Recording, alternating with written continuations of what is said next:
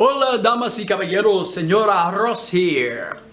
Ladies and gentlemen, this video is made for teachers. Teachers at any level, mostly high school, not so much college, as it has to do mostly with classroom management, how you run your class, your philosophy, things like that.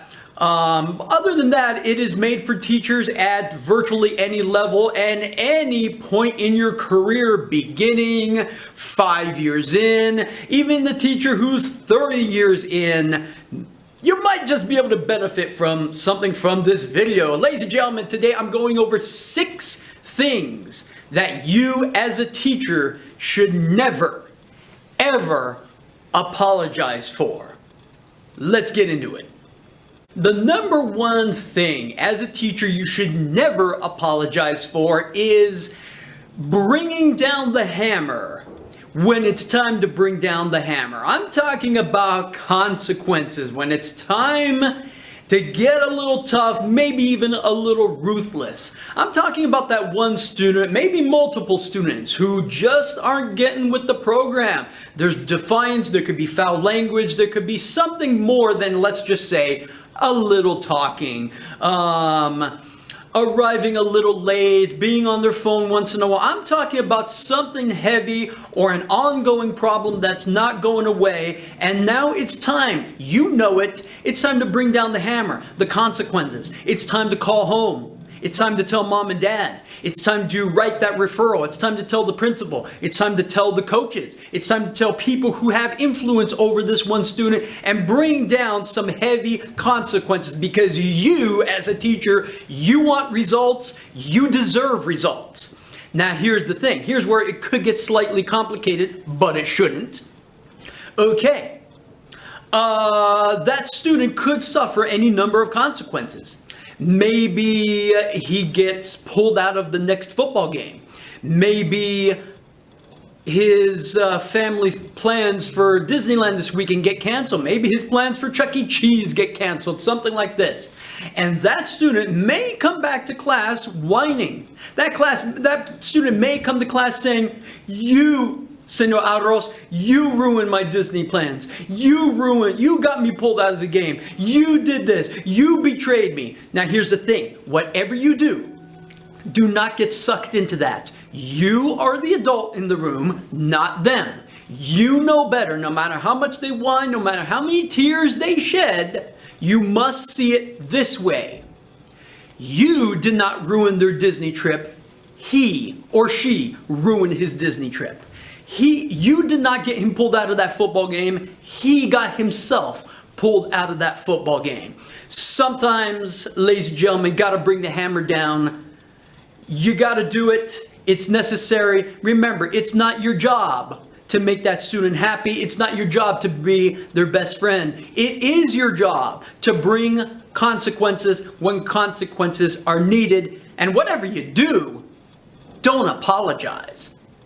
The number 2 thing that you as a teacher should never apologize for is something really, really specific, and I'm talking about separating friends. This is mostly for high school and levels below, not so much for college, but it is possible. Now, what I mean by that is you could severely disappoint some students if you ask them to sit somewhere else, if you separate them from their friends, if they're sitting by their friends or in the same zone as their friends in the classroom. Okay, if that seating is not working out, there's too much talking, not enough focus on work, the truly strong, confident teacher isn't afraid to separate friends, no matter how disappointed those students may be. If you're truly strong and mature as a teacher, you look beyond the disappointment of the student, because you're smart enough, you're wise enough to know there are much more important things and much higher priorities than the disappointment of a student. In fact, you may realize that is not a priority whatsoever. Okay, get ready for some students to be disappointed if you separate them from their friends, but you have to truly not care about that, because your priority is the smooth running of the class, having a class with minimal noise, focused students. And if separating friends, if that's If that's what you have to do, that's what you have to do. Do it confidently, do it unapologetically, and of course that means don't apologize.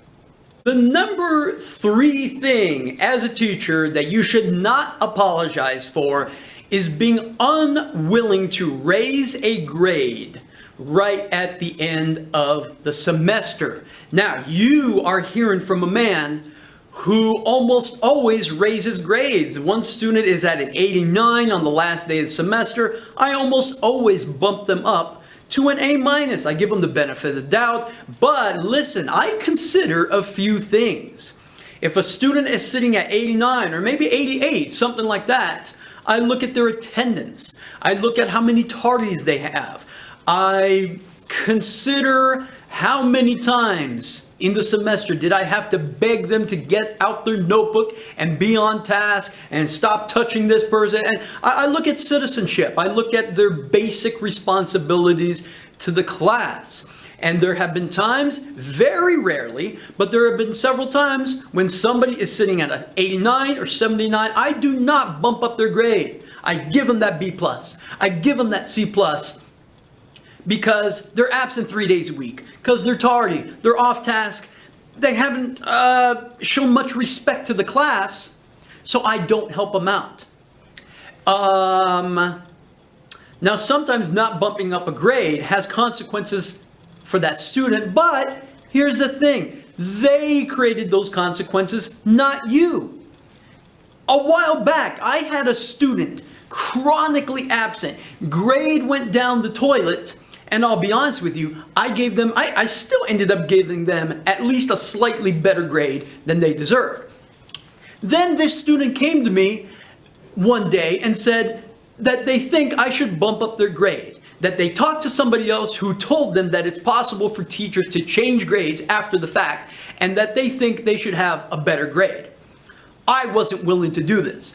Months later, this student emailed me with a story saying that they're trying to get into X college, this college, that college, and it's dependent upon the GPA, and that because they received a low grade in my class, that's what's holding them up. That's the reason they're not going to be able to get into certain colleges, and therefore they think I should change their grade. I emailed that student back saying, honestly, I gave you a better grade than you deserve. If I were to change your grade, I would change it down, not up. And that's actually the last time I'm willing to speak on this subject. Okay? Once again, this student was chronically absent, chronically late, ditching not only in my class, but many others, always cooking up a story, lies, and all that stuff. No, I wasn't willing to help him out. And even if those things are true, they won't be able to get into those colleges, this college, that college, blah, blah, blah. I really don't care. This student created their own consequences. I left the grade as was and went home and slept like a baby. Sometimes you got to do that depending on the situation. Don't be willing to always bump up grades, and never apologize for your unwillingness to do that. The 4th thing that you as a teacher should never apologize for is your unwillingness to meet a student's their own definition of ultimate comfort, making sure they are comfortable at every moment, at every day. Now listen, let me be clear about this. Your students should be absolutely comfortable in your class, comfortable, free of discrimination, free from harassment, innuendo, things like that. Now, okay, those things are decided. However, lots of complaints in recent years, things like this. Students saying, Senor Arroz, I don't like to be called on in class because it makes me uncomfortable. And I always tell them, I'm not going to cooperate with that. I'm not going to cooperate that because we are in this place called a school where students get called upon for one reason or another to answer a question, to provide some input in the discussion, etc., etc., etc. Not to mention, spoiler alert, we're in a language class. In my class, it's a language class. It's about communication and talking. So am I going to avoid you? I got to be careful. This person doesn't like to be called upon, can't call upon. No, I'm not willing to cooperate. That everybody gets called upon at least once in a while. That's how it's going to be in my class. But here's what I won't do. I won't put you on the spot. I won't ask you a question and you can't answer it, and then I hover over you and I say, well, the class is waiting, and put on this dramatic thing. I don't do that, but I'm not going to avoid you. And teachers, I don't think you should cooperate with all students' requests for their ultimate comfort. This may sound crazy, but a student who complains that you give them homework, that sounds outrageous, but those students, once in a while, they're out there. I don't like that you give homework. There's a time to get blunt and just say, too bad. We're in a school and I'm not, going to work around your personality. A recent complaint in recent years in my classes, once in a while, I have presentations. Students have to come up to the front. They have to read their own PowerPoint, where everything is up there on the PowerPoint, and they have to do like less than a minute of reading with what is exactly right there on the board. Not memorized, right there on the board. And sometimes I have students who say, I don't think I should be required to do this. It makes me uncomfortable. Frankly, the discomfort, I don't care about the discomfort. We're in school, we're in a language class. At least a little bit of speaking is required. The truth is, a lot is required. But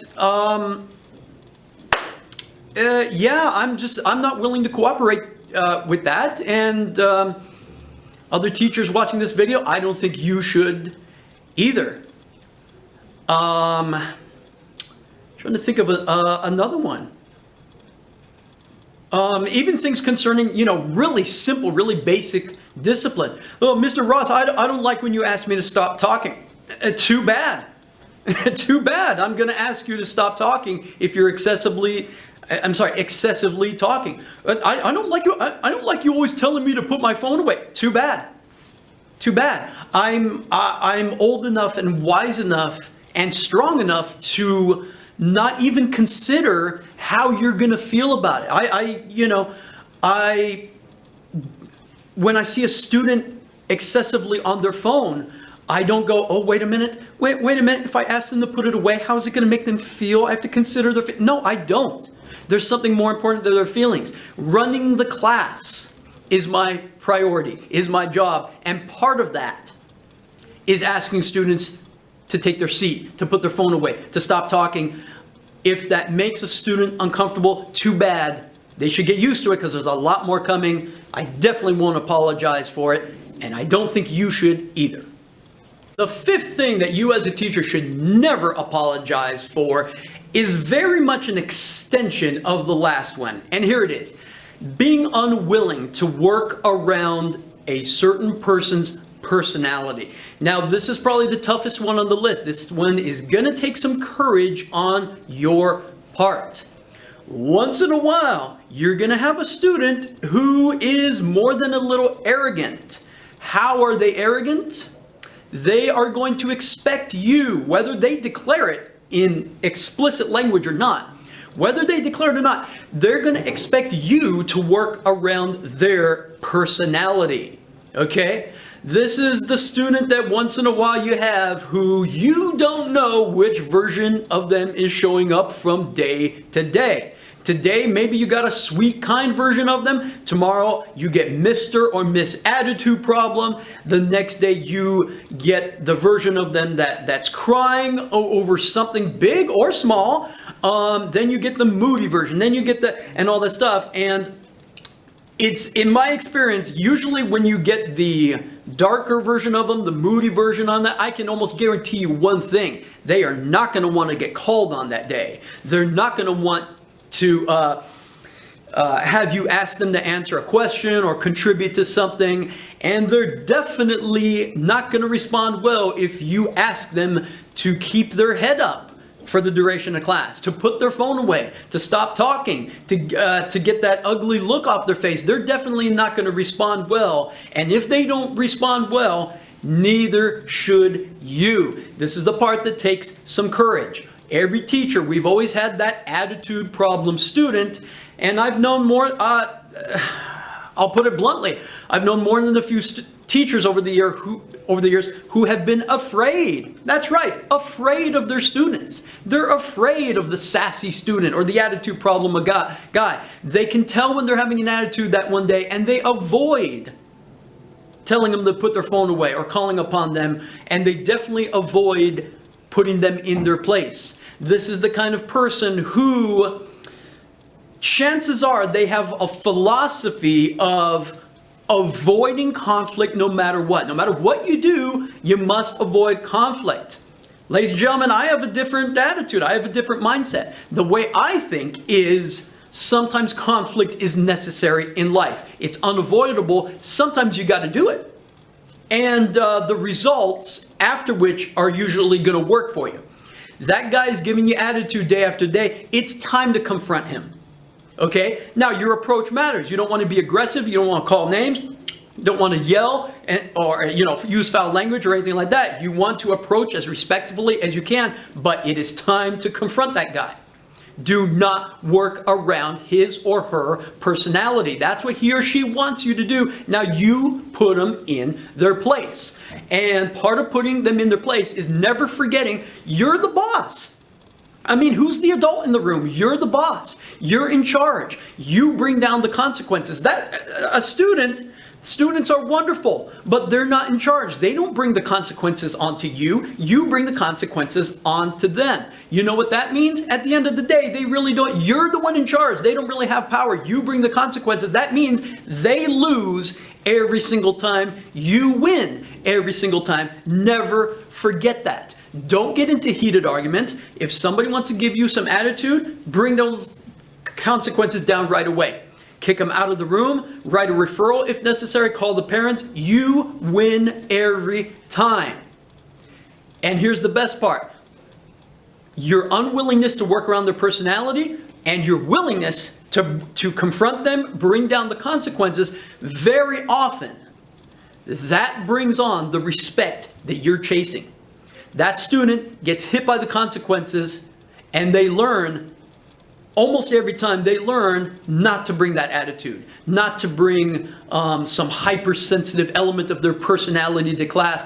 They learn that they need to cooperate, that you are not going to work around their personality. You are going to confront problems. You are going to call on them. And the last thing you'll do is apologize. And finally, number 6, the 6th thing that you as a teacher should never apologize for is not knowing something. Okay, now whether this is admitted, revealed in some way or another to your students or your colleagues, look, as a teacher, you are the authority, you are the expert in the room, but any semi-wise, intelligent, semi-wise person knows that no one person can ever know it all. Not to mention your discipline. Any academic discipline is always evolving. It's always changing. It's always being updated. It's pretty hard to stay on top, on the cutting edge of everything. There's always something new to be found and discovered. But don't deny it. Don't play it off. And at the same time, when you need to admit you don't know something, don't just say, well, I don't know, and then leave it at that. And just leave your students hanging. No, follow up with, oh, that's interesting. I didn't know that. I truly don't know the answer to this. I truly don't know about this, but I'm willing to look into it. But here's the thing, make sure you follow up. Make sure that you Google it, talk to some other people, and find out the answer so that you don't remain in the dark or ignorant about some certain concept or some sort of thing. Once again, same thing with your colleagues. It's okay to tell your colleagues, I don't know something. It's okay to ask your colleagues for information, ask them for help, ask them for clarification on something like that. That is not weakness. That is nothing to be ashamed of. That is a humble person. That is a confident person who openly admits they don't know something or they need a little help for on something. It's absolutely normal. It's natural. It's to be expected, and you should never apologize for it. Damas y caballeros, these have been the 6 things that you as a teacher should never, ever apologize for. Ladies and gentlemen, if you like what you've seen and you've heard, please hit the like button, please hit the subscribe button, and of course share on social media, share with your friends. This has been Señor Arroz. Gracias por escuchar, gracias por mirar. He dicho.